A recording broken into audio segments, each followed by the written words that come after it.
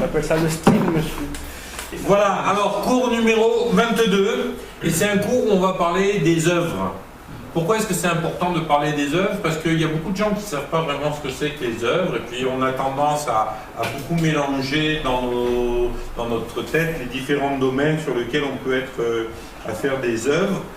Et ce que je voudrais, c'est qu'on comprenne bien pour commencer ce cours que nos œuvres n'ont de valeur qu'à partir du moment où c'est Dieu qui les suscite.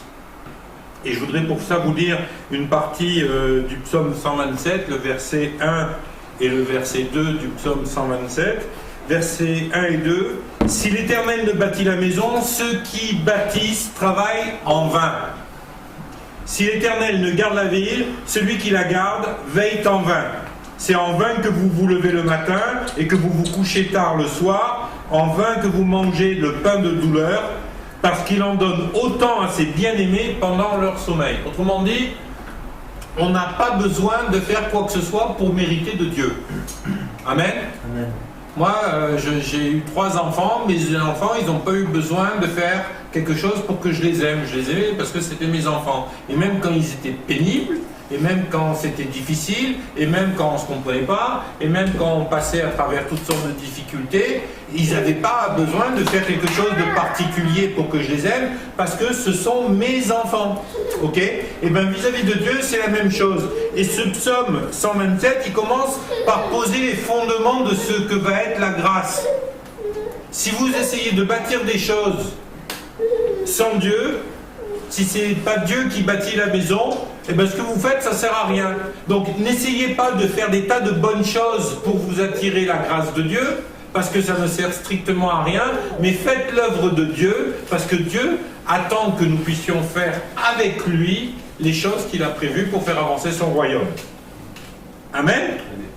Et puis pendant des années, eh ben, moi je me posais les questions, parce que vous savez, quand on parle d'œuvre, on parle de tas de choses. Et souvent, moi j'entends des gens dire oui, celui qui ne porte pas de fruits n'héritera pas et tout. Et souvent, les gens, quand ils parlent de ça, on leur pose la question, ben, qu'est-ce que c'est que le fruit?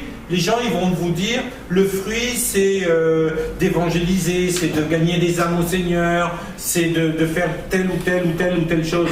Moi, je suis désolé, le fruit dont il est question dans le verset de Jean, c'est pas du tout le fruit de ce que vous allez gagner en étant dans le ministère, en faisant des âmes, en faisant des conversions, en formant les gens, en implantant des églises ou en faisant des choses comme ça. Le fruit dont il est question, c'est le fruit de l'esprit. Autrement dit, Dieu, il vous dit, si vous ne portez pas le fruit de l'esprit, en effet, vous ne pouvez pas hériter du royaume de Dieu.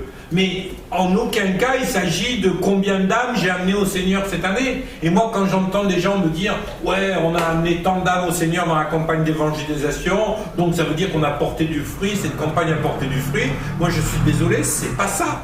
Ça veut rien dire. C'est pas du fruit. Le fruit, c'est vraiment le fruit de l'esprit. Donc, quand je porte le fruit de l'esprit, la Bible nous dit que Dieu va venir, il va m'émonder, il va me tailler, il va prendre soin de moi pour que j'en porte encore plus du fruit. Mais en quoi ça va amener plus d'âme au Seigneur si Dieu m'a émondé? En rien. Par contre, ce qui va changer, c'est plus Dieu va m'émonder, plus Dieu va tailler dans les choses, et plus je vais porter le fruit de l'esprit. Amen. Donc voilà.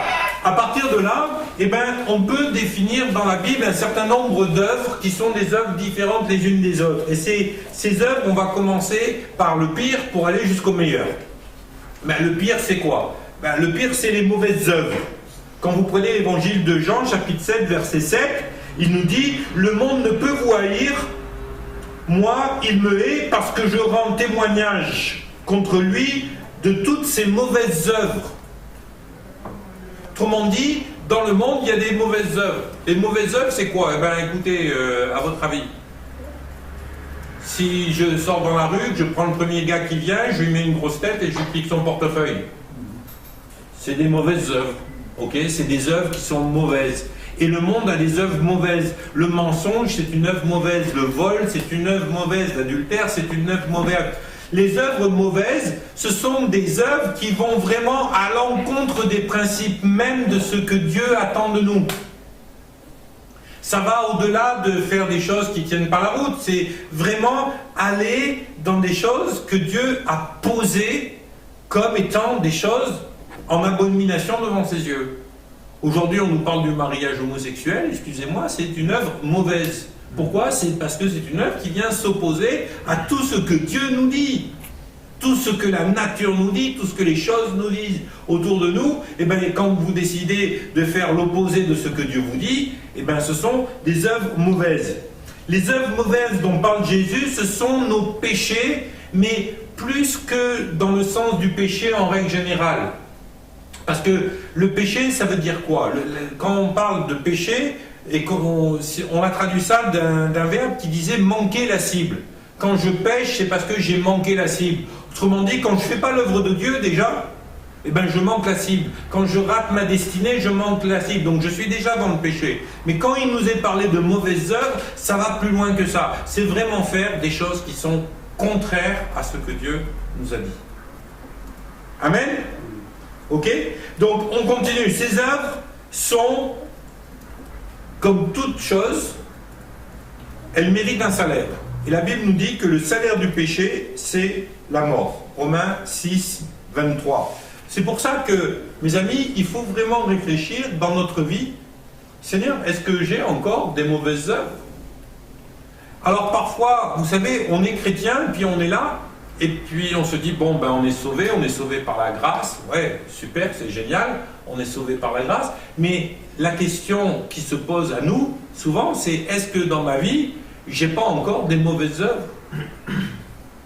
Et si jamais je vois des mauvaises œuvres, ben je vais demander à Dieu de m'effacer mon péché, de pardonner mon péché, et je vais demander à Dieu de l'extirper de ma vie. Et là, on va devoir à un moment donné se décider à faire d'autres choses que celles qu'on faisait avant d'être converti. Et moi, je suis toujours un petit peu choqué parce que de plus en plus aujourd'hui, dans les églises, on n'aime pas parler du péché, on n'aime pas parler de la repentance, on dit ouais, les gens ils vont être choqués. Ben, excusez-moi, mais Jésus, vous ne croyez pas qu'il était choquant? Quand il est allé voir les pharisiens et qu'il les a traités de race de vipères, vous ne croyez pas que c'était choquant pour l'époque? Ah oui, ça devait être choquant. Alors bien sûr, on n'est pas là pour aller jeter au visage des gens « Ouais, vous partez en enfer » et puis être dans cette sorte d'attitude de condamnation pour ce monde. La Bible nous dit que Dieu a tant aimé le monde qu'il a donné son Fils et que son Fils, il était là non pas pour juger le monde, mais pour sauver le monde. Alors ayons le même genre d'attitude à l'égard du monde, mais vis-à-vis de nous-mêmes, soyons clairs, il y a des choses que Dieu interdit. Il y a des choses que Dieu a en abomination. Ben, ces choses-là, on ne peut pas se permettre de les pratiquer. Il faut abandonner nos mauvaises œuvres, nos mauvaises mœurs. Ça, c'est le côté le plus simple. Pourquoi? Parce que, mes amis, qu'on le veuille ou non, c'est relativement facile de s'apercevoir de quelque chose quand c'est un péché. Je pense que vous n'avez pas besoin d'avoir fait 20 ans de théologie pour vous apercevoir quand quelque chose est juste ou pas.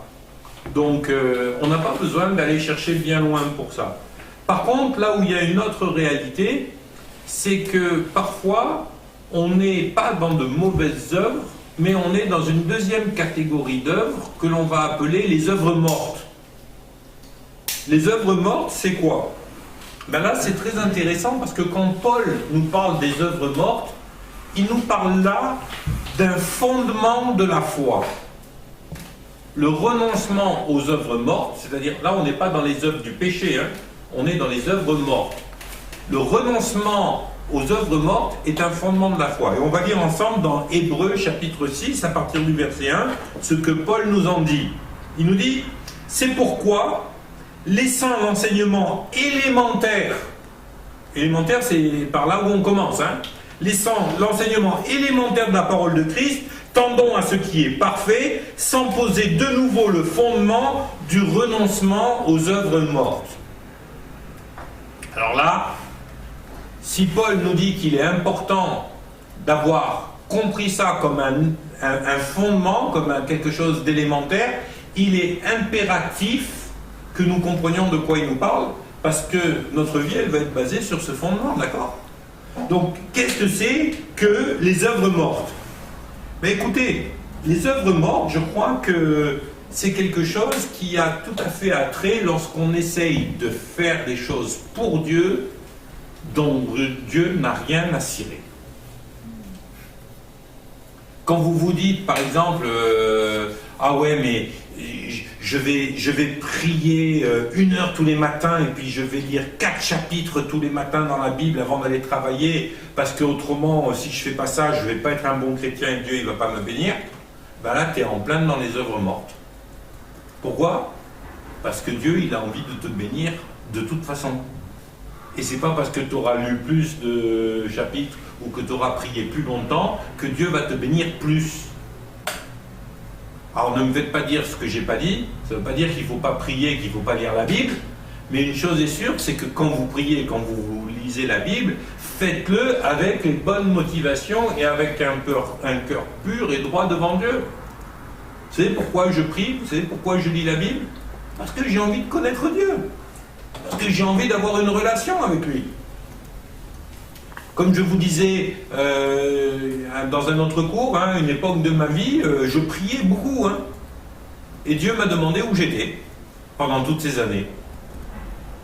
Et moi, sur le coup, j'étais fâché que Dieu me demande ça, parce que ça faisait des années que j'étais sur le champ missionnaire, que j'avais failli mourir 3 ou 4 fois, que j'en avais marre, et je me suis dit, mais il est fou, quoi. Qu'est-ce qu'il me demande là? Avec tout ce que j'ai prié, tout ce que j'ai passé dans sa présence. Mais à chaque fois que j'allais vers Dieu, je priais pour qu'il m'inspire un bon message, je priais pour qu'il m'aide à payer les factures de l'église, je priais pour la mission à Madagascar, je priais pour prendre des billets d'avion, je priais parce que l'île Maurice, il y avait des problèmes dans une église qu'on avait implantée là-bas, je priais, mais je ne passais jamais de temps personnel en relation avec Dieu.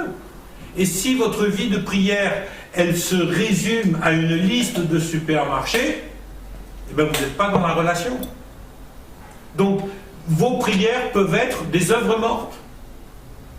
C'est comme le gars qui... Moi, je me souviens, quand on était gamin, j'étais dans une école catholique, et puis, à un moment donné, c'était le moment du carême, et puis le prêtre, il avait dit, il faut faire pénitence. Donc, il nous avait tous entendus en confession, il fallait faire pénitence. Et faire pénitence, ça avait été de faire le tour de la cour sur les genoux. Ben, vous croyez que franchement, Dieu il m'a plus aimé parce que j'ai fait le tour de la cour sur les genoux? Moi je crois pas, Sérieux, Dieu il en avait rien à cirer que je fasse le tour de la cour sur les genoux. Lui, ce qu'il avait envie, c'est que je vienne m'asseoir sur les siens de genoux. Parce que c'est mon papa, parce qu'il m'aime, parce qu'il avait envie de me consoler, de me câliner, de me parler, de me transformer, de mettre son empreinte dans ma vie. Mais certainement pas que je fasse le tour de la cour sur les genoux. Et quand on était passage dans cette école, eh ben, c'était sur les genoux, sur les graviers. Et quand il faisait trop froid ou qu'il pleuvait, c'était sur les genoux, dans le hall, sur le balatum. Et comme le balatum, il était trop souple au goût du directeur, eh ben, on mettait notre règle sous les genoux. Et c'était des règles carrées en aluminium. Vous savez, la petite règle carrée qu'on avait dans nos trousses d'écoliers. Vous imaginez le truc? Et il nous disait quoi? Ah, c'est pour faire pénitence. Ah ben ouais, tiens. Si j'avais su à l'époque, je lui aurais dit 2 mots, parce que ça tenait pas la route. Mais là, vous allez me dire, ouais, mais ça, c'est ces églises extrêmes, religieuses et tout ça. Mais je vais vous dire, on retrouve la même chose dans nos églises bien évangéliques, bien charismatiques, bien pleines de foi et pleines de zèle. Moi, quand j'entends les gens qui me disent, par exemple, ouais, on a préparé la louange pour préparer le peuple de Dieu à recevoir le message. Œuvre morte. Parce que je suis désolé, la louange, ça ne sert pas à préparer le peuple de Dieu, ça sert à remplir le cœur de Dieu. Amen. Amen.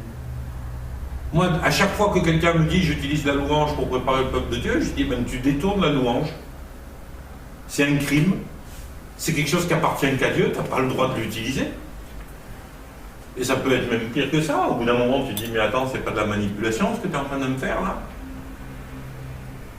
Et la manipulation, même avec des bons sentiments, même avec des bonnes motivations, ça reste de la manipulation. C'est une arme du diable. C'est pas de Dieu. Les œuvres mortes, en fin de compte, ça se définit de la façon suivante. C'est tout ce qu'on essaye de faire pour Dieu dans un esprit de manipulation. Ça s'appelle de la sorcellerie. C'est de la sorcellerie peut-être charismatique si vous voulez, mais ça reste de la sorcellerie. On n'est pas là pour faire plier Dieu à notre volonté, on est là pour se soumettre à sa volonté. Vous voyez la différence ? Et parfois, on a l'impression qu'en faisant un certain nombre de choses, on va quelque part forcer la main à Dieu pour qu'il nous bénisse. Mais je suis désolé, on n'a pas besoin de lui forcer la main pour nous bénir, il nous bénit parce qu'il nous aime. Et nous, on le sert, on doit le servir uniquement parce qu'il nous aime et parce qu'il est digne d'être servi. Amen. Donc les œuvres mortes, il faut faire attention parce que souvent on est dans un truc où on est en plein dans ce schéma religieux où on va faire des choses pour essayer de mériter de Dieu quelque chose. Moi je vais vous dire une chose, dans toutes les religions du monde, on vous explique comment faire pour vous approcher de Dieu. L'évangile, c'est la seule chose qui existe où on vous dit c'est pas vous qui vous approchez de Dieu, c'est Dieu qui s'est approché de vous. Le royaume de Dieu s'est approché de vous. Jésus, il était sur son trône de gloire, il a décidé de devenir un homme pour venir vers vous, afin que vous soyez sauvés. Donc à partir de là, comprenez bien une chose, quoi que vous fassiez pour Dieu, faites-le uniquement parce que vous l'aimez. Je décide d'arrêter de pécher parce que je l'aime. Je décide de mettre ma vie à sa disposition parce que je l'aime. Je décide d'accepter de déménager à l'autre bout du monde parce que je l'aime. Pas parce que je dois, pas parce que je suis superstitieux, mais parce que je l'aime. Je vais vous dire, si vous donnez votre dîme et votre offrande le dimanche matin à l'église parce que vous devez le faire, vous êtes à côté de la plaque. Moi, je donne ma dîme le dimanche matin et mes offrandes le dimanche matin à l'église parce que je veux voir le royaume de Dieu aller de l'avant. Point barre. Si vous le donnez parce que vous avez peur de ne pas être béni parce que vous n'avez pas donné, vous êtes à côté de la plaque. Même s'il est vrai que le principe même de la dîme, c'est de semer afin de pouvoir récolter. Bien sûr que c'est un principe de la semence et de la récolte. Mais dans votre cœur, dites-vous une chose, c'est que si vous donnez votre dîme, c'est pas pour récolter, c'est parce que vous avez envie de voir le royaume de Dieu aller de l'avant. Amen. Faites pas les choses parce que vous devez les faire, parce que c'est la loi. Autrement, ça devient des œuvres mortes, la religiosité. Ensuite, il y a une troisième catégorie d'œuvres, ce sont les bonnes œuvres. Et mes amis, les bonnes œuvres, là encore, elles peuvent être bonnes ou elles peuvent être mauvaises, ou inutiles en tout cas. Croyez pas que c'est en faisant des bonnes œuvres qu'on va être sauvé. Un jour, il y a quelqu'un qui a été choqué parce qu'il m'a dit « Ouais, mais tu sais, quelqu'un comme Gandhi, comme Mère Teresa, comme Coluche avec les Restos du Cœur, forcément, ils vont être sauvés parce qu'ils ont fait des bonnes œuvres. » Moi, je suis désolé, mais je ne sais pas qu'est-ce qu'il y avait dans le cœur de Gandhi, de Mère Teresa ou de Coluche. C'est pas à moi de juger de ce qu'ils avaient dans le cœur, c'est à Dieu de le faire, c'est lui qui juge avec équité. Mais une chose est sûre, ils ne seront pas jugés en fonction de leurs bonnes œuvres, mais la Bible nous dit que le seul chemin qui mène à Dieu, qui mène au Père, c'est Jésus-Christ. C'est par la foi en Jésus-Christ qu'on est sauvé. On n'est pas sauvé parce qu'on a fait des bonnes choses. Et vous pouvez accumuler les bonnes choses et être un saint aux yeux du monde. La seule chose qui vous rend saint devant Dieu, c'est le sacrifice de Jésus à la croix. Parce que la Bible nous dit, tous ont péché et tous ont été séparés de Dieu. On n'a pas le choix. Alors les bonnes œuvres, par contre, il y a beaucoup de chrétiens, pour s'éloigner de la pensée, de la doctrine catholique ou luthérienne, ils ont décidé de les abandonner. Mais là, on est vraiment dans un problème, parce que si on abandonne les bonnes œuvres, eh ben, on ne peut pas plaire à Dieu. Souvenez-vous ce verset de Jésus qui appelle au jour du jugement les brebis, qui dit « Allez, vous les brebis, venez à ma droite ». Vous qui êtes bénis de mon Père, parce que j'ai eu faim, vous m'avez donné à manger, j'ai eu soif, vous m'avez donné à boire, j'ai eu froid, vous m'avez habillé, j'étais malade et en prison, vous m'avez visité. Et les brebis disent à Jésus, mais Seigneur, quand est-ce qu'on a fait des choses pareilles? Moi je ne me souviens pas t'avoir amené à boire en prison, quoi. Et Jésus dit, à chaque fois que vous avez fait ces choses à l'un des plus petits des miens, c'est à moi que vous les avez fait. Je vais vous dire une chose, c'est que allez, merci Seigneur pour les Restos du Cœur, merci Seigneur pour avoir suscité un homme comme Coluche qui a fait une œuvre glorieuse. Mais je vais vous dire une chose, si c'était des chrétiens qui avaient fait cette œuvre, ça aurait été mieux. Parce que c'était le travail de l'Église.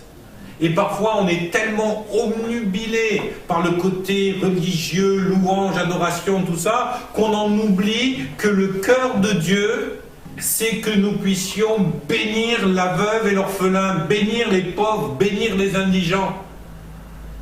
Pourquoi est-ce qu'on a une banque alimentaire dans l'église? Pourquoi on fait l'effort de trouver ce jardin et puis de planter ces jardins? Pourquoi on travaille comme ça? Parce qu'on a envie de venir au secours de ceux qui souffrent.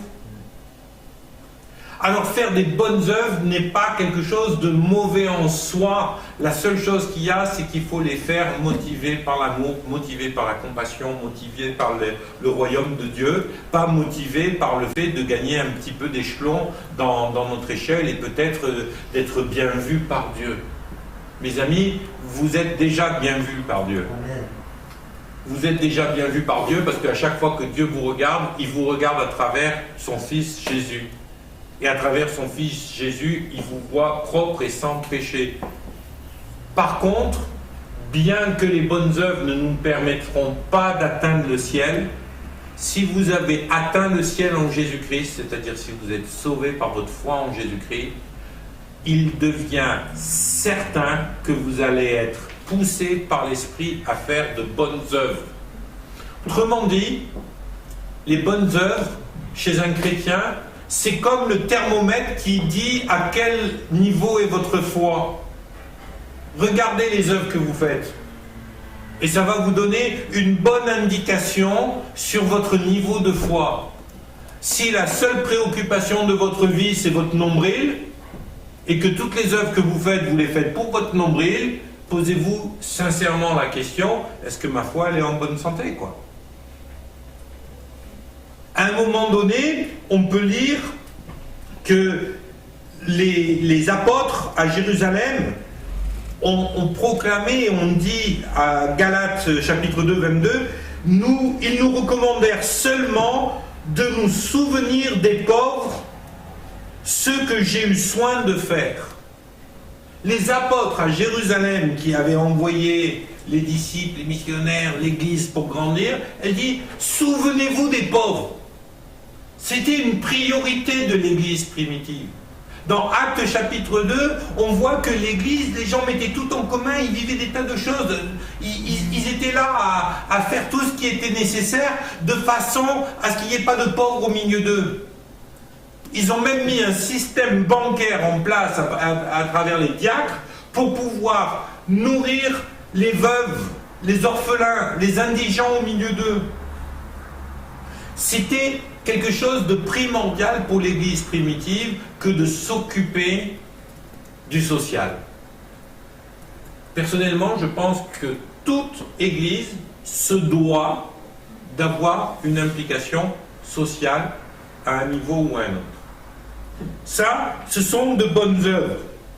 Ils étaient, regardez ce que dit la parole, ils étaient chaque jour tous ensemble assidus au temple, ils rompaient le pain dans les maisons, ils prenaient leur nourriture avec joie et simplicité de cœur, louant Dieu et trouvant grâce auprès de tout le peuple, et le Seigneur ajoutait à l'église tous ceux qui étaient sauvés. Il y avait une sorte de communauté de vie. Ah ben ils ne vivaient pas tous ensemble, hein, mes amis, ils étaient plus de 3000. À mon avis, ils avaient du mal, hein. C'était pas une maison bleue adossée à la colline, on y vient à pied, on ne frappe pas, etc. Non, non, c'était une communauté de vie, mais ils avaient appris à faire un travail social au sein de l'Église, de façon à ce qu'il n'y ait pas de pauvres au milieu d'eux. Jean chapitre 5, versets 19 à 20. Jésus reprit donc la parole et leur dit, en vérité, je vous le dis, le Fils ne peut rien faire de lui-même, il ne fait que ce qu'il voit faire au Père. Tout ce que le Père fait, le Fils le fait pareillement. Car le Père aime le Fils et lui montre tout ce qu'il fait. Il lui montrera des œuvres plus grandes, que celles-ci, afin que vous soyez dans l'étonnement. Autrement dit, on voit là qu'on peut prendre un véritable exemple sur Jésus par rapport aux bonnes œuvres. Qu'est-ce que Jésus faisait? Qu'est-ce que ça signifie que Jésus faisait des bonnes œuvres? Eh bien, regardez, il guérissait les malades, il nourrissait les gens qui n'avaient pas à manger, il amenait de vraies solutions, pas uniquement spirituelles, aux gens. Amen. Il y a vraiment un moyen qui est facile de voir quand on est dans l'œuvre de Dieu ou quand on est juste dans les bonnes œuvres. L'œuvre de Dieu et les bonnes œuvres, elles se différencient par une chose. La source des bonnes œuvres, de la décision de faire une œuvre bonne, elle vient de nous. La source de l'œuvre de Dieu, elle vient de Dieu. Autrement dit, au-delà des bonnes œuvres, on se retrouve après dans une démarche où on est là et on veut faire l'œuvre de Dieu. Seigneur, je ne veux pas me contenter de donner à manger aux pauvres, mais je veux donner à manger aux pauvres en fonction de ce que toi tu vas me dire et en me laissant conduire par toi. Et là, on commence à glisser des bonnes œuvres qui sont naturelles de faire, pour tout chrétien, à l'œuvre de Dieu. Amen. Je témoigne régulièrement de ça. Il y a quelques années, à Madagascar, c'était le tout début où j'étais missionnaire à Madagascar, on s'est retrouvé dans une situation à un moment donné où on n'avait plus rien. Et quelqu'un est venu à frapper à ma porte, et Dieu m'avait prévenu, alors que j'étais en train de prier dans ma chambre, que quelqu'un allait frapper à ma porte. Et quand cette personne a frappé à ma porte, elle m'a demandé de l'aide pour acheter des médicaments parce que son conjoint, sa femme, était vraiment très très malade.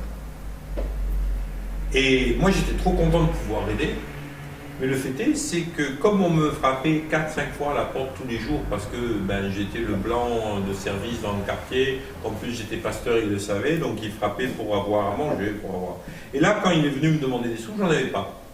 Alors j'ai voulu aller à la banque pour voir si mon virement de soutien était arrivé, il n'était pas arrivé, donc j'avais pas de sous à la banque. J'ai vu avec ma femme, elle n'en avait pas. Il a fallu plus de 3 jours pour que je puisse avoir de l'argent. Mais 3 jours après, sa femme était morte. Et là, j'ai vraiment compris quelque chose. C'est que Dieu veut qu'on soit attentif et à l'écoute de ce qu'il nous dit à faire. Et souvent, vous savez, les chrétiens sont dans une attitude où ils ont compris qu'il fallait faire des bonnes œuvres, ils ont compris qu'il fallait nourrir les malades, ils ont compris qu'il fallait aider son prochain, ils ont compris qu'il fallait être concret. Et tout d'un coup, ils se prennent pour Dieu. Et ils vont tout azimut. Moi, j'appelle ça souvent, quand j'en discute dans les cours avec les gens, le syndrome de Zorro. Vous savez, Zorro est arrivé. Et le problème, c'est que Zorro, il est arrivé, mais il ne peut rien, Zorro, à part à la télévision. Hein. Avec son masque et sa cape, ça marche bien pour le cinéma à Hollywood, mais dans la vraie vie, ça ne marche pas. Et le syndrome de Zorro, c'est de croire, quand on est chrétien, qu'on va être capable de répondre à tous les besoins et à toute la misère du monde. Mais moi, je vais vous dire une chose, c'est que Dieu a des choses précises. Dieu est un organisateur hors pair. Regardez l'univers. Moi, personnellement, je ne peux pas vous expliquer, je ne suis pas astrophysicien, mais une chose est sûre, que j'ai constaté un truc extraordinaire dans l'œuvre de Dieu.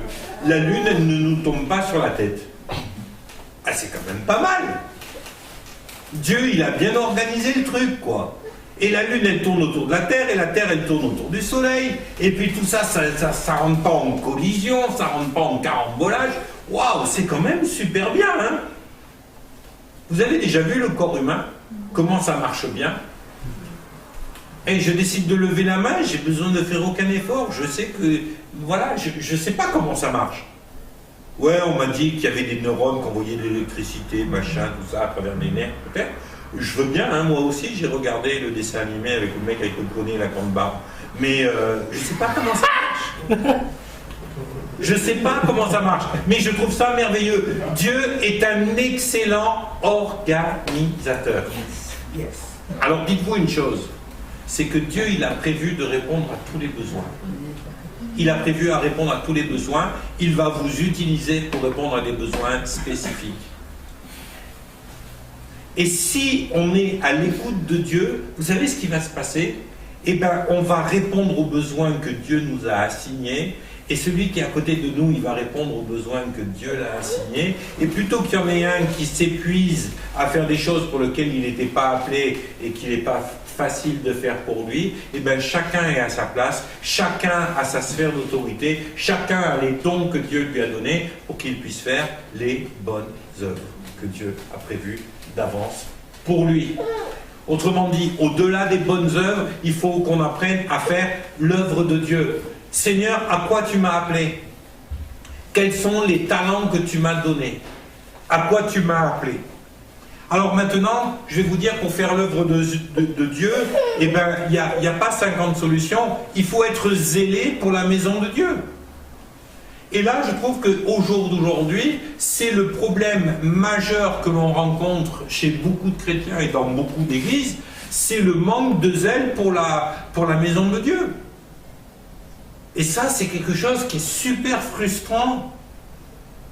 Et je ne vous dis pas super frustrant parce que je suis pasteur. Non, c'est quelque chose qui est super frustrant parce qu'on voit le royaume de Dieu qui n'avance pas. Moi, parfois, je reste abasourdi, quoi.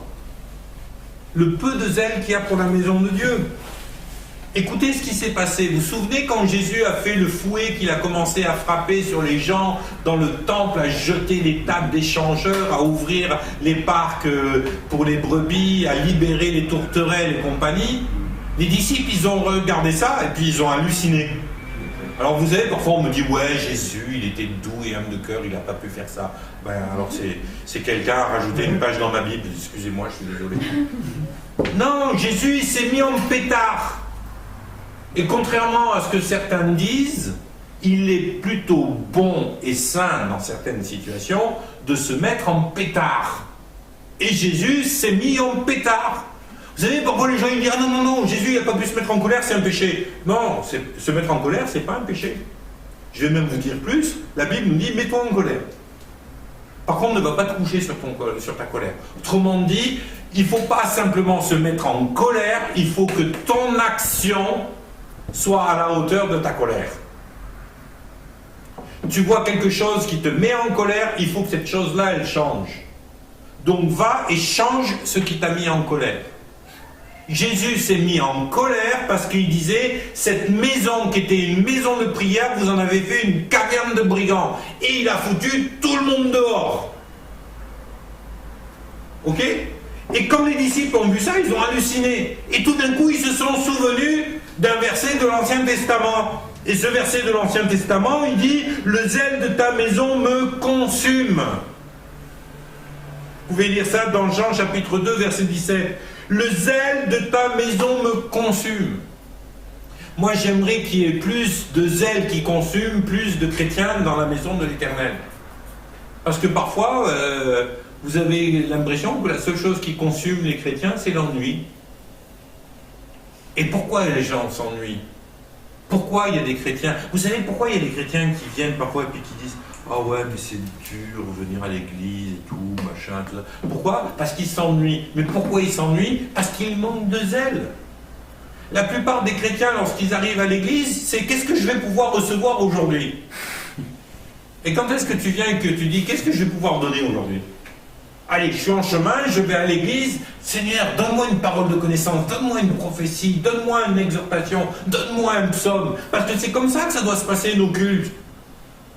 C'est pas prévu que le culte, ça se passe sur l'estrade, devant un parterre de gens qui écoutent avec zèle, pour réchauffer les chaises. Et puis... Non, c'est pas ça. C'est prévu qu'on soit tous ensemble en train de rendre un culte à Dieu.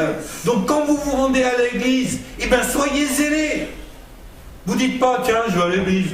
J'espère que le message il sera bon aujourd'hui. Hein. Oh Seigneur, si seulement tu pouvais me parler. Hein. Oh. Non, dites, Seigneur, qu'est-ce que tu veux que j'amène à l'église?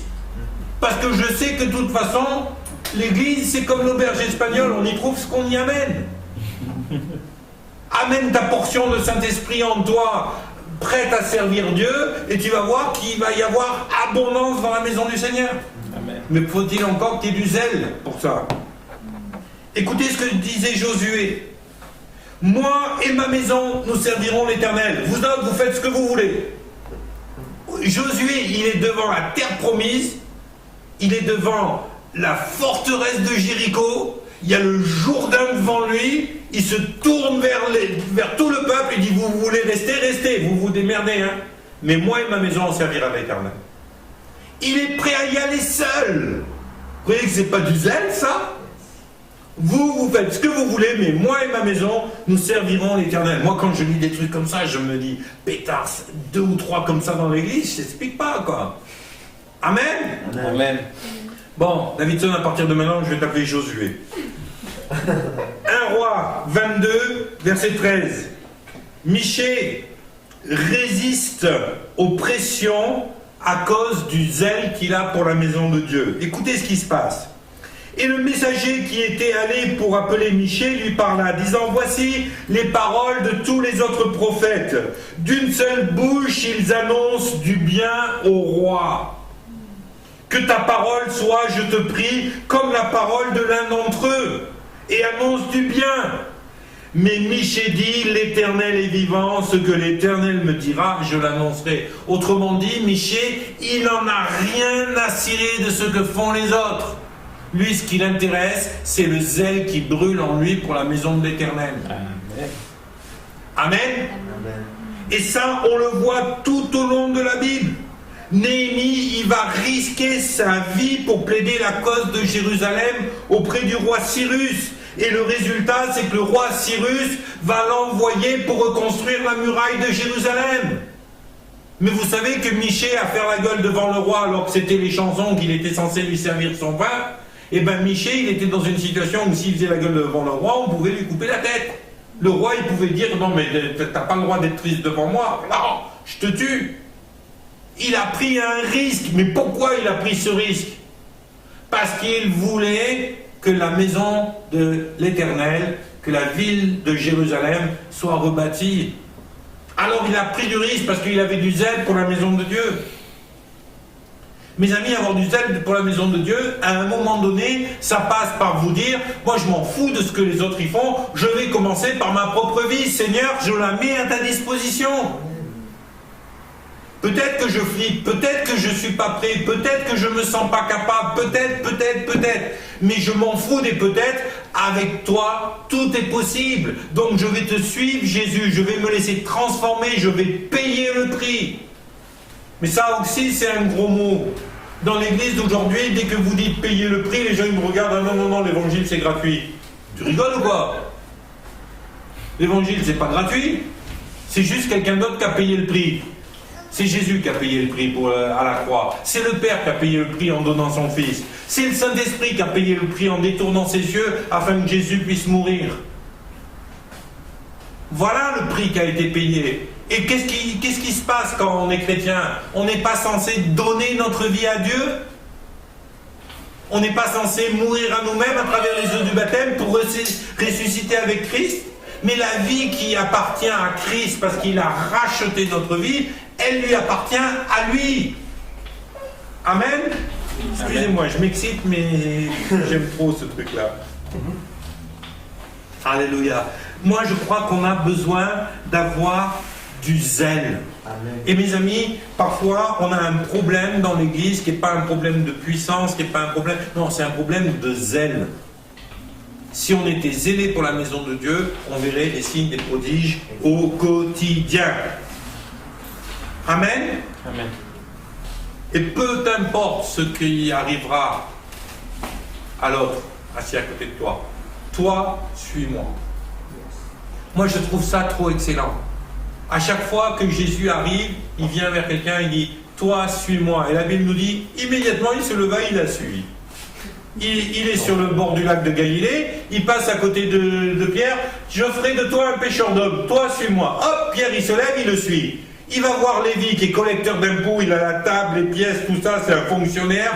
Attention, hein, il n'y a pas de problème pour lui, il y a le salaire qui tombe tous les mois par les officiers romains, en plus il s'en met un peu dans la fouille sur les impôts, tout va bien. Jésus il arrive, il le regarde.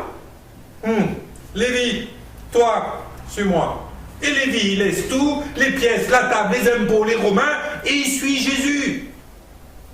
Ben écoutez, je crois que Jésus nous dit la même chose aujourd'hui. Toi, suis-moi, qu'est-ce que tu fais? Quand Pierre a dit à Jésus, il va arriver quoi à Jean là-bas? Jésus lui répond, mais que t'importe si j'ai envie qu'il vive jusqu'à ce que je revienne? Que t'importe? Toi, suis-moi. Eh bien moi je vais vous dire une chose, il faut que votre zèle pour la maison de Dieu il soit tellement flag que quand vous voyez tout le monde assis, vous vous dites, eh bien moi je m'en fous, je me lève. Et puis s'ils ne sont pas contents, ben, tant pis pour eux. Une chose est sûre, c'est que dans cette église, à chaque fois qu'on voit quelqu'un se lever, eh ben on l'encourage, on ne lui tape pas sur le crâne pour qu'il se rassoie. Donc, levez-vous! Et si vous êtes dans une église où ça ne fonctionne pas comme ça, eh ben, levez-vous quand même! Et prenez la porte. Allez trouver une église où on vous recevra. Ok? Parce que le zèle de la maison de Dieu doit vous transporter d'allégresse dans le service de Dieu. Amen. Ensuite, mes amis, faites attention. Parce que quand on se lève, on va se retrouver toujours confronté à des choix. Et il y a un choix particulier que je vous encourage à ne jamais faire, c'est le choix de la facilité. Vous savez, c'est facile d'aller défoncer des portes ouvertes. Ça n'a jamais fait peur à personne. Par contre, Dieu, il n'est pas sur les voies de la facilité, sur les chemins de la facilité. Il dit, le chemin qui mène au ciel, il est étroit. Jésus, il nous dit, je ne suis pas venu vous amener l'épée, je suis venu vous amener l'épée. Pas la paix, l'épée. Ensuite, il dit, vous allez être persécutés, parce qu'ils m'ont persécuté à moi, ils vont vous persécuter à vous. Celui qui veut garder sa vie la perdra. Waouh! Alors le programme, pétard, vous vous imaginez quand vous partez faire de l'évangélisation? Ouais, si vous avez envie de mourir, pas de problème, venez à Christ. Si vous avez envie de vous emboucaner avec vos parents, pas de problème, venez à Christ. Si vous avez envie que vos enfants se détournent de vous, pas de problème, venez à Christ. Ce serait une drôle d'évangélisation, hein? Mais c'est la parole de Dieu. C'est la parole de Dieu et on a besoin de le comprendre. Le choix de la facilité, ça ne marche pas. Dans la Bible, on a l'exemple type d'une personne qui a choisi toujours la facilité et cette personne, c'est Lot. Moi, c'est quelque chose qui me tarabuse toujours. Lot, qui c'était? C'était un gars super. Attendez, quand Abraham a décidé de suivre Dieu, Lot, il a dit, tonton, je viens avec toi. Oui, parce que Lot, c'était le neveu d'Abraham. Hein? Il dit, hey, tonton, attends, je viens avec toi. Abraham, il dit, tu viens avec moi? Il vient. Tu veux venir? Mais je te préviens, je ne sais pas où je vais. Hein. C'est pas grave, tonton, je viens avec toi. Allez. Et puis les voilà, en train de marcher dans le désert. Abraham, il n'a aucune idée de là où il veut.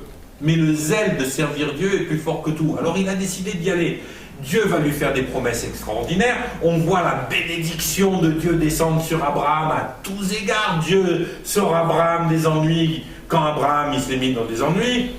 L'histoire avec Pharaon qui veut sa femme, qui est prêt à tuer Abraham, des machins, des trucs. Waouh, l'histoire d'Abraham, elle est géniale. Puis à un moment donné, la Bible nous dit que Dieu avait fait prospérer Abraham et par alliance avait fait prospérer Lot, tellement que le pays autour d'eux était complètement saturé de leur richesse.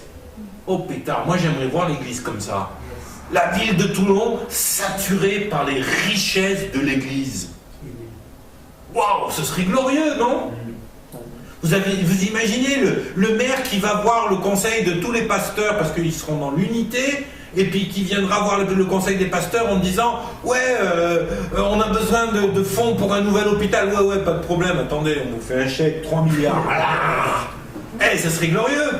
C'est ça que Abraham disait. C'est quand même pas mal, hein? Et à un moment donné, il y a un bisbisque, et il y a toujours des bisbisques, parce que c'est pas facile de vivre avec des gens imparfaits. Regardez, on vit dans une église, mais on est tous des gens imparfaits, on se prend le bec parfois, mais si à la place de s'étrier, on se disait, ben on est imparfait et c'est pas facile de vivre avec des gens imparfaits, ce serait tellement mieux que de s'étrier. Et voilà que Abraham et Lot vont se séparer. Et Abraham, il dit à Lot, écoute, moi j'ai pas envie d'avoir de problème avec toi. Et vous verrez que dans les disputes, il y en a toujours un qui est... J'ai pas envie de problème, fais ce que tu veux, vas-y, sois tranquille, allez, choisis où tu veux aller.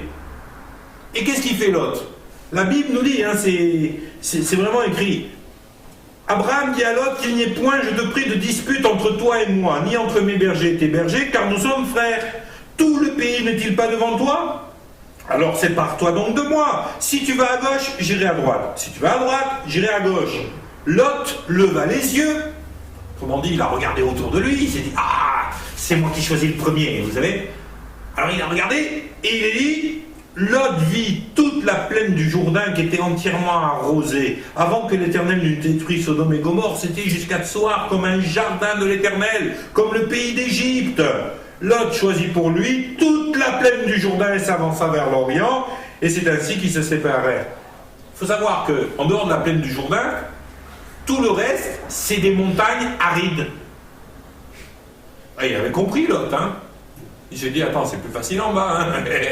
Moi je vais laisser Abraham avec ses moutons, de toute façon il y a la bénédiction de l'Éternel avec lui, Dieu il va faire pousser de l'herbe sur les cailloux, il n'y a pas de problème, moi je vais aller dans la vallée.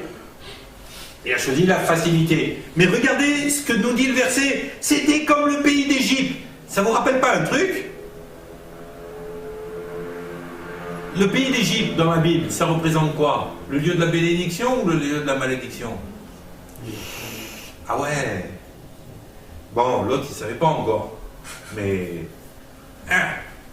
le pays d'Égypte, c'est quand tout paraît bien, facile, confortable. Oh, bien sûr, il y a du péché. Eh, vous croyez que Lot, il ne savait pas qu'il y avait Sodome et Gomorrhe en bas? Si, il savait. Dans la région, tout le monde connaissait Sodome et Gomorrhe. Mais c'est pas grave, je vais. Et il descend dans la vallée, et comme il est quand même un bon garçon, hein, il aime Abraham, il aime Dieu, il se dit, je ne vais pas rentrer dans Sodome et Gomorrhe, je vais rester dans la vallée, comme un nomade.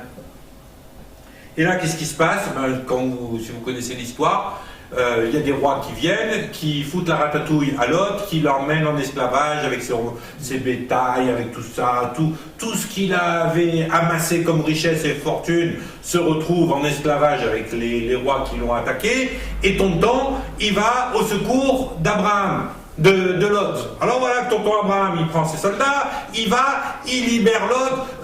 Vous vous dites, ça y est, le gosse, il a compris, quoi. Hein. Parfois, tu es obligé de le laisser partir un peu, mais une fois qu'il s'est mangé 2-3 murs, il a compris, il va revenir dans la bénédiction. Et Abraham lui dit, ben, reviens avec moi. Et qu'est-ce qui se passe? Eh ben, il se passe que il se retrouve délivré par son oncle Abraham. Son oncle Abraham lui dit, reviens avec moi. Et lui dit, non, attends, la montagne c'est trop difficile, c'est compliqué, il y a des cailloux partout, on a trop de problèmes avec ça, non, laisse tomber, je vais rentrer dans la ville.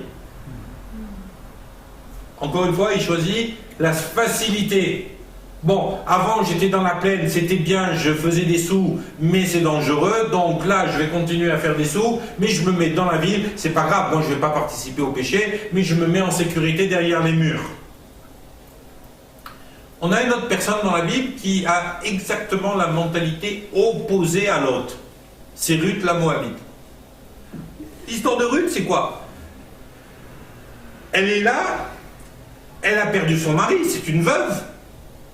Sa sœur a perdu son mari, c'est une veuve. Son beau-père est mort aussi. Et voilà que Ruth, elle est avec Naomi, et puis Naomi, elle décide de retourner chez elle en Israël. Et je ne sais pas si vous savez, mais les Moabites, c'était les ennemis d'Israël. Hein. Ils ne pouvaient pas se sentir. Hein. Et voilà que Ruth, elle va déclarer à Naomi, je ne veux pas te quitter, ton Dieu sera mon Dieu, ton peuple sera mon peuple. Autrement dit, elle accepte, alors qu'elle vit dans un pays où elle a sa famille, ses parents, sa belle-mère lui dit tu peux retourner avec eux, de toute façon t'es veuve, va, remarie-toi, refais ta vie. Mais Ruth, elle décide de rester accrochée à Naomi, parce que Naomi, elle est juive, parce que c'est le peuple de la bénédiction, et elle décide de laisser le confort qu'elle a dans son propre pays pour se rendre en Israël, où elle va rentrer avec une femme qui n'a pas un sou, qui a péché devant l'Éternel parce qu'elle a quitté le pays de la bénédiction et elle a donné ses fils à marier à des ennemis d'Israël, alors que la Bible elle dit qu'il ne fallait pas le faire, et elle accepte de tout abandonner pour suivre Naomi. En plus de ça, quand elle arrive, elle est tellement pauvre que Ruth, elle se retrouve obligée d'aller glaner dans les champs. Vous savez ce que ça veut dire? Ça veut dire aller ramasser, grosso modo, ce qui est resté par terre, ce qui est tombé, ce qui a été piétiné, pour essayer d'avoir un peu de grain. C'est comme si qu'aujourd'hui, on irait faire les poubelles, quoi. Elle va chercher les restes. Vous croyez que c'était facile pour elle? Mais elle a choisi de rester dans la bénédiction de Dieu. Son zèle pour rester avec sa belle-mère a fait qu'elle a accepté Dieu et qu'elle a accepté de s'humilier. Elle va même aller jusqu'à s'humilier, jusqu'à dormir aux pieds de Boz. Attendez, vous ne croyez pas que c'est humiliant pour une femme d'aller et puis d'aller se coucher aux pieds d'un gars qui a pouvoir sur vous en se disant, ben voilà, il peut faire ce qu'il veut de moi. Elle se présente comme une servante, comme une esclave pratiquement. Elle n'a pas choisi la facilité. Revenons à Lot. Dieu envoie les anges pour détruire Sodome et Gomorrhe, les anges arrivent. Lot, c'est toujours un bon garçon. Il aime toujours Dieu, il n'a pas envie de pécher.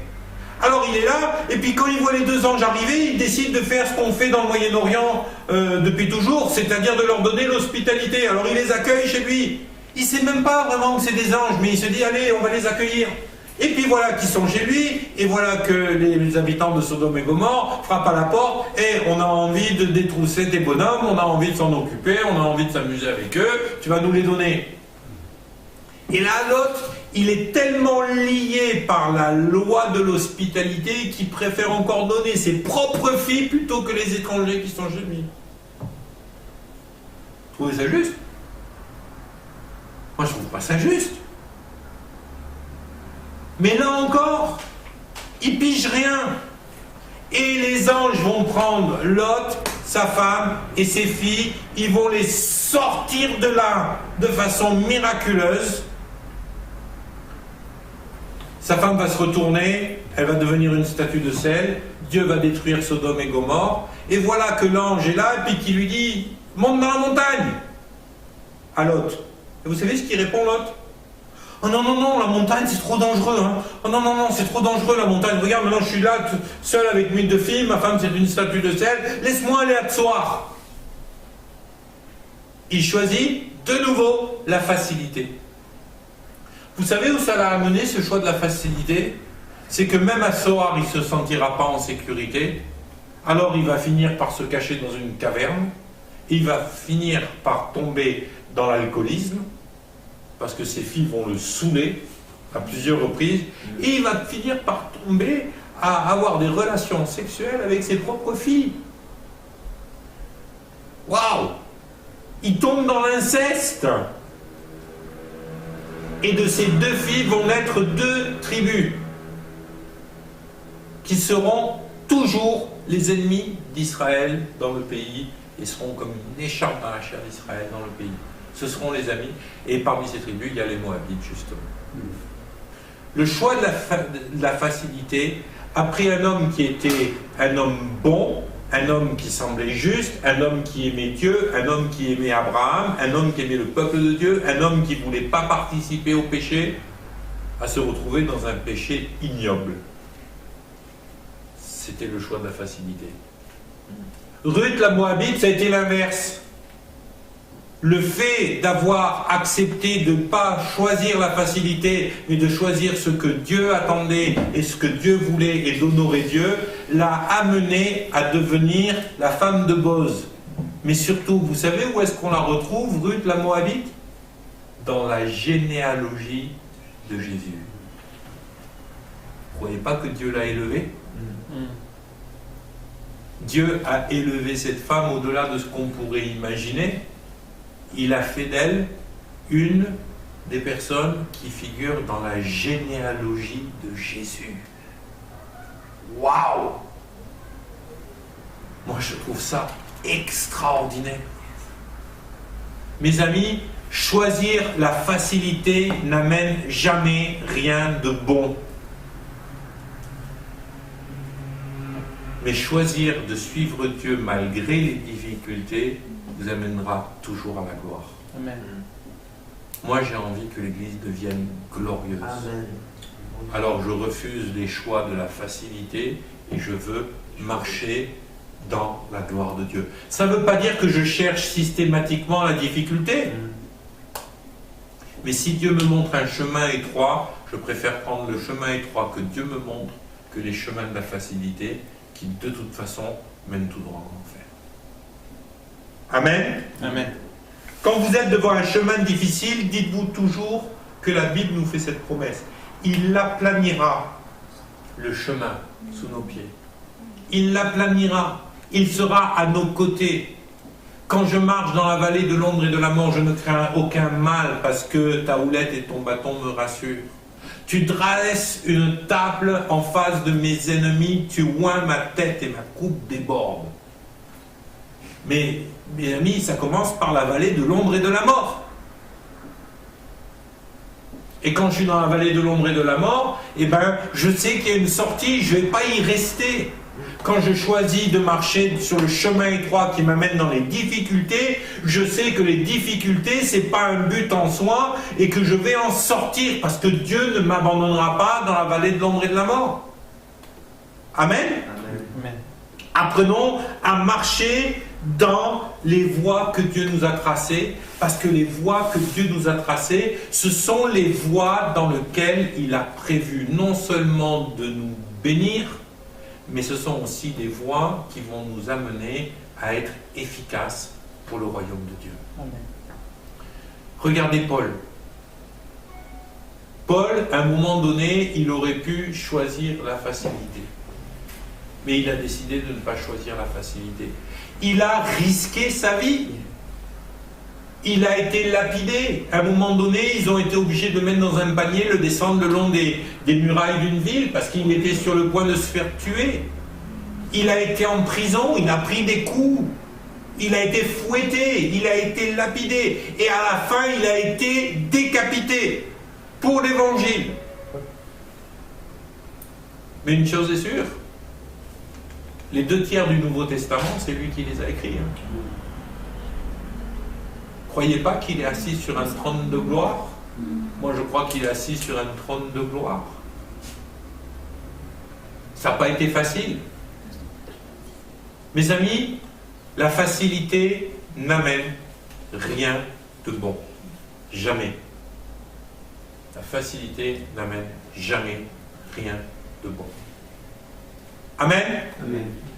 Que le Seigneur vous bénisse. Merci à vous tous. Juste une petite info, donc je vous rappelle la boîte pour l'offrande. L'offrande c'est une fois par mois, donc soyez fidèles avec cette offrande. Hein.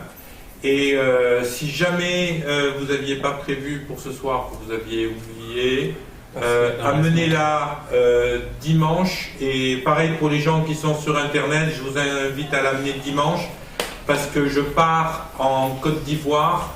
Et l'offrande qui sera mise par les étudiants ce mois-ci partira entièrement pour la Côte d'Ivoire avec l'offrande qu'on va faire dans l'église. Donc certains ont déjà fait l'offrande dimanche dernier pour la Côte d'Ivoire, mais on refera ça dimanche. Donc amenez votre offrande de l'école et, éventuellement mettez-la plus importante que d'habitude puisqu'on fait en même temps l'offrande pour la Côte d'Ivoire de façon à ce qu'on puisse vraiment bénir les gens qui vont m'accueillir là-bas et puis les aider dans tout ce dont ils ont besoin. Voilà. Que le Seigneur vous bénisse. Est-ce qu'il y a des questions sur Internet? Est-ce que vous avez des questions par rapport à ce cours? Ici aussi, hein, si vous avez des questions par rapport à ce cours, pas besoin d'être sur Internet pour poser les questions. Je vous rappelle que je ne reçois pas vos devoirs. Émile, je ne crois pas avoir reçu un seul devoir depuis le début de la formation de ta part. Donc, j'aimerais que tu me rendes tes devoirs. Ok. Écoutez, en règle générale, les devoirs, ça représente une dizaine de lignes à tout casser. Hein. Oui, mais là, je ne sais pas exactement. Là, bon, parce que moi, je n'aime pas les trucs, les imprimés, des trucs comme ça. Peut-être, je ne sais pas exactement ce qu'il faut. Alors, il faut que tu...